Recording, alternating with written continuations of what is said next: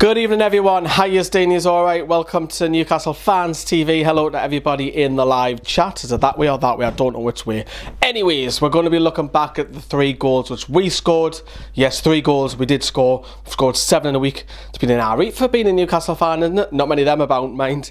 Now, before we begin, as you all know by this, we've got to get the formalities out of the way. So, this video, of course, is sponsored, like the rest of the other videos, by the OneFootball app. If you still haven't downloaded it, why not? We use it for all the, like for example, this kind of video, stats, transfers, news, league tables, possessions, you name it, it's free to download.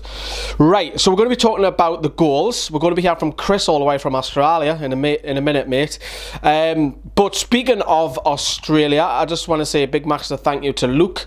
Now, there's a few of you have been buying these classic shirts, the retro shirts that we have in our shop, Newcastle Fans TV /shop, and Luke has actually kindly been pictured, sent it over to us all the way from Melbourne, which isn't too far from Chris's neck of the woods.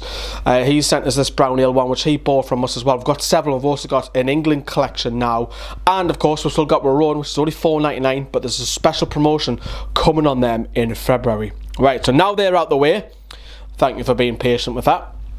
Let's take a look at the first goal. Now, Fabian Schär. Now, from Newcastle side, you're going to say it's an absolutely brilliant goal. Of course it is. We're going to say that. But from a Cardiff side, bloody hell, it's horrendous.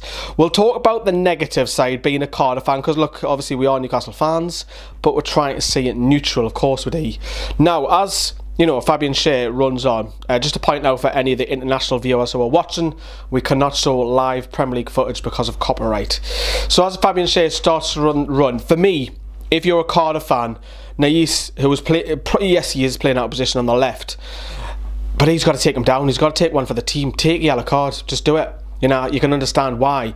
But also, for me, Joe Bennett, the left back, backs off, and as Fabian Schär comes to the box. Now, when I seen him, hit it, I was shouting, hit it. But the way he just calmly switches it to his left foot, Bennett, for me, as I say, it's got to get tighter. Fabian Schär just passed it in the back of the net. I can't even get my words out. Neil Etheridge has got an chance. Great finish. 1-0. He goes celebrating towards the strawberry corner. 1-0. Great start. And to be honest with Cardiff, we're really poor. It's probably the worst side I've seen, probably along with maybe Brighton and Fulham at St James's Park this season. It was so easy for Newcastle. We didn't even get out of second gear. It was that comfortable for it. The second goal is a bit fortunate. You know, hate it. Absolutely hate it when we play the corner short, but this time Richie just got it delivered at the box. And I'm going to pick on again that man Nais. He's the one who's actually marking Fabian Schär before the corner is kicked. It comes in. It's very fortunate because it just hits Fabian Schär, but you know, well, we're not going to complain about it. It goes in the back of the net in the bottom corner. Newcastle, he's off celebrating. Newcastle are going 2-0 up. We had to get that second goal. It was crucial that we got that second goal because that gave us a bit of a breathing gap as well. And then moving on to the final one, which is in injury time. Joe Bennett's been dragged out of position because Cardiff, most of their players are up the pitch. He's normally plays left, but he's dragged to try and stop Rondon. The first rule if you're a defender, what you got to do, stop the cross. He does not allow that. However, Ralls, who's the number 8 for Cardiff in midfield, is just sleeping. It is shocking defending. You know, we're picked on Newcastle this season and we're picking on Cardiff tonight.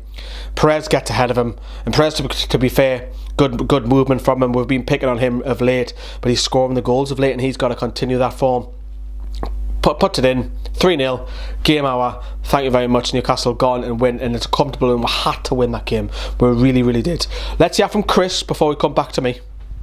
What a game last night.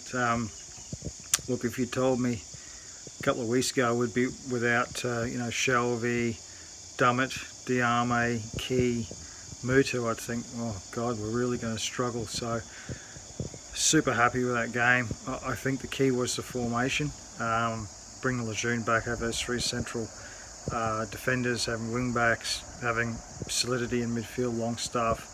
Hats off to that fella, hats off to Hayden, and then also having that outlet with Atsu up front with Rondon. I think that works really well, and then moving Perez to the right so he can link up with Yedlin. That worked really well as well. So I think we've got a bit of a blueprint going forward at home, as opposed to, yeah, a lot of times at home we've looked up and there's been nothing ahead of us, there's been no options on, and everyone's gotten frustrated. So look, that was a positive for me today. Yeah, what more can you say? I think obviously, you know, a lot of talk about the protesting and Ashley and the sale not going through, etc. I just said on a Facebook post that if we're going to protest, you've got to look back to the 80s.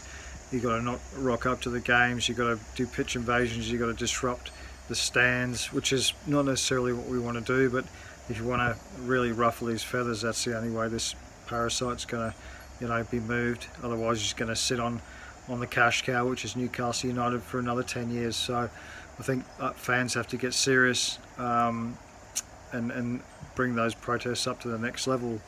We don't want to be looked at as hooligans, but it worked for West Ham fans last year. They had a lot of disruption, pitch invasions, and yeah, disruptions in the stands because they weren't happy. I'm not saying do that, but I'm saying it has worked in the past, and that's probably the level we need to get to. Man City in 10 days' time, I'm not expecting a lot out of the game, but I think that at home, I think the confidence is building. Maybe we'll get some of those players back from injury and kick on, maybe nick a surprise draw or something like that. So optimistic, happy with a win, and yeah, let's see if we can build on that going forward. Chris being positive. Are you feeling all right, Chris? Are you okay? He's got to message us after this now. Once he sees this video, I know he will.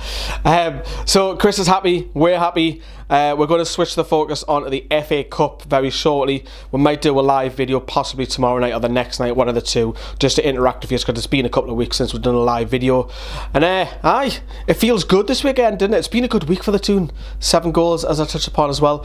Thank you very much for everybody in the live chat. We've been responding to your live chat as well. And if you're watching the rerun, get your comments in down there below. Let us know how it made you feel this weekend. Forget about the transfers. Forget about Mike Ashley. Forget about Rafa Benitez's contract. It was just fucking nice to win a game and win comfortably.